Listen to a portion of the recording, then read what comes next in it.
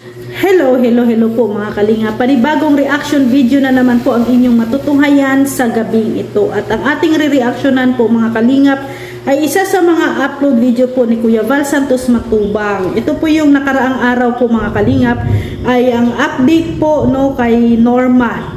No, kung naalala po ninyo si Norma, ito po yung may mental problem po mga kalingap na napaibig no o nasubraan sa pag-ibig at syempre na-depress po si Norma at yun ay natulungan po no ngayon ni Kuya Val sa pagpa-check up.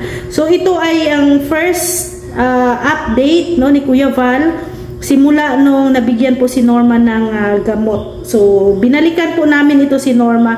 So ito po si Norma ay dati ko din pong beneficiary no pero nung umuwi po tayo ng Mindanao medyo napabayaan po si Norma at wala po may nag-monitor no na mga kasamahan natin kasi nga po handle ko po yan. So buti na nga lang po at nagpasalamat ako na ano po siya, nasumpungan po siya ni Kuya Val nung time na nag-i-scout po or nag-iikot-ikot po si Kuya Val doon sa lugar po nila Norma. So panoorin po natin at pakinggan ang update po sa buhay po ni Norma ngayon no na simula po nung nabigyan po siya ng gamot at napa-check up.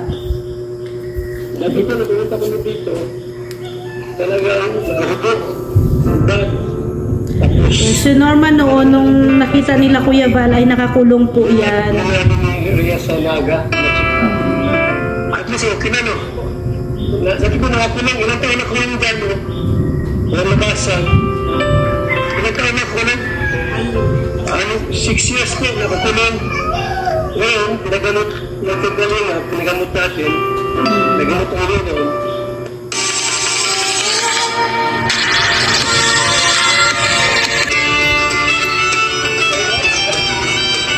So yan po no, dinalhan po namin no na nila Kuya Val ng bigas si Norma ng buong team. Yan po yung buong team no.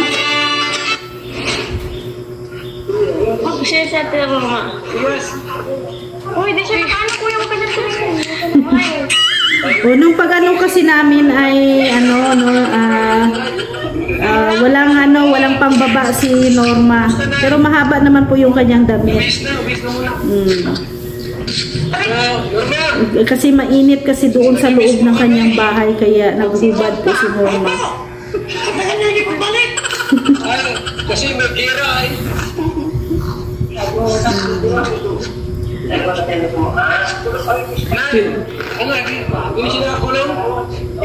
Ayan.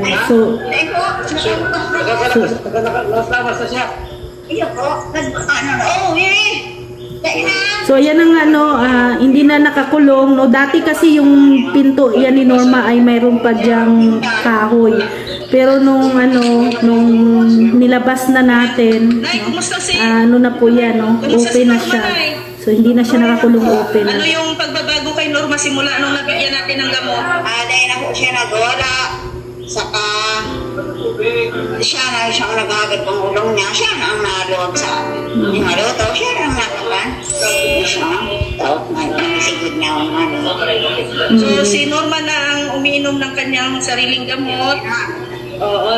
Tapos so yun yung pagbabago kay Norma no simula nung nabigyan po siya ng gamot no.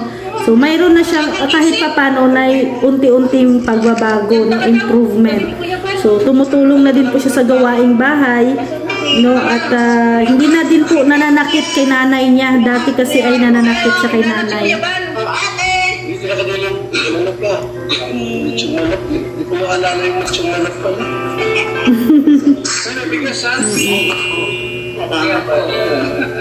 So ayan, laking tulong po yan talaga sa pamilya yung yung bigas, ayuda.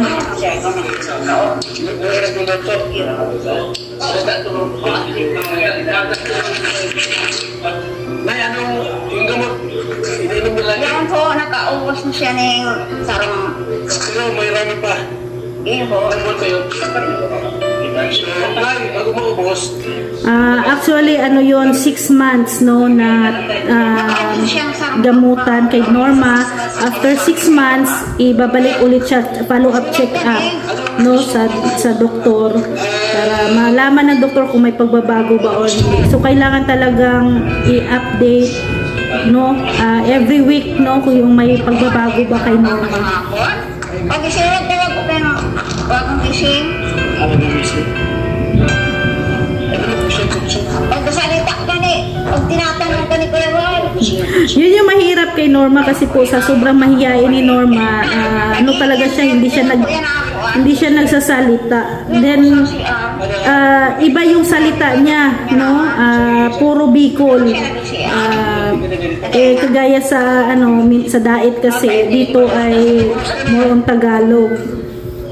Siwag ka ni. nagkaroon pira ito sa... Magsalita ka, ina.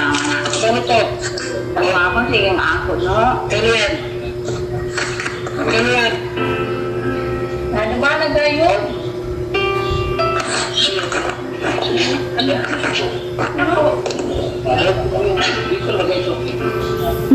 Pati nga din minsan si Kuya hindi din pala yung purong Bicol. Nahihirapan din si Kuya kasi iba yung tono ng iba yung purong Bicol no? Gusto niya sa ito ang tarong ka nga ni sayo yung magadong ka kay Kuya Juan. Sayo niya inidang higdaan ko maya garo kulungan ng kurig bawo niya. Sabi niya? Ako taga ako. Sayo ko agdisiwag ka hugdak ko ka ni Kuya Juan. Pagkaw na dito.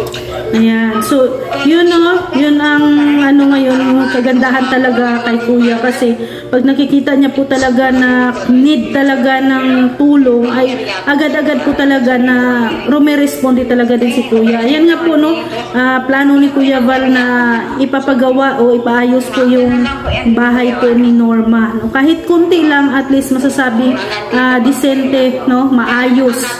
No? Hindi yung ganyan nga yung sitwasyon. Tingnan nyo naman yung bahay po nila Norma na sobra po talagang kawawa at need po talaga ng tulong din po ng pamilya. Siguro pag makita ni Norma na okay na yung kalagayan nila, yung bahay nila, magbabago din yan, magbabago. Kagaya kagaya nila Robilin, nila Vina, dati ay ganyan din, hindi nagsasalita, pero nabago yung bahay, nakakausap sila, nadadalaw sila palagi, nagbago, naging okay na ang kanilang buhay, naging normal ulit.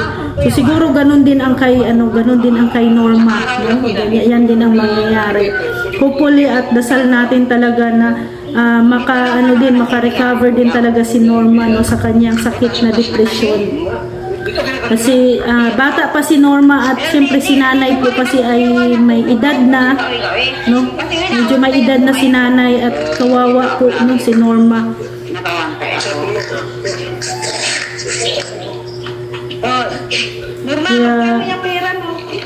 Kaya talaga kailangan din talaga si Norma na kausapin palagi para syempre yung kanyang loob ay kampante sa mga nakapaligid o sino man ang bibisita sa kanya para na din siya makikipag-interact sa ibang tao.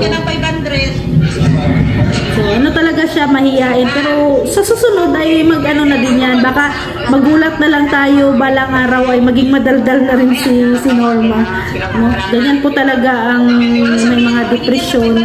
Hindi po ibig sabihin na kahit na may gamot sila ay okay na, hindi po. Yung depression po kasi kailangan din talaga i-monitor yan, kailangan more patience ka din sa mga pasyente, more care, understand, love, yun din talaga ang kailangan nila. Kaya sana po ipagdasal po natin si Norma na maging okay ang kanyang kalagayan. At sa mga hindi pa po nakapanood sa full video na to, puntahan nyo po ang channel ni Kuya Val Santos Matubang, mapapanood po ang buong detalye tungkol po sa kay Norma. At sana po ay sa susunod nating pagdalaw kay Norma ay maganda na din po at may pagbabago na po, no? Malaki ng pagbabago kay Norma.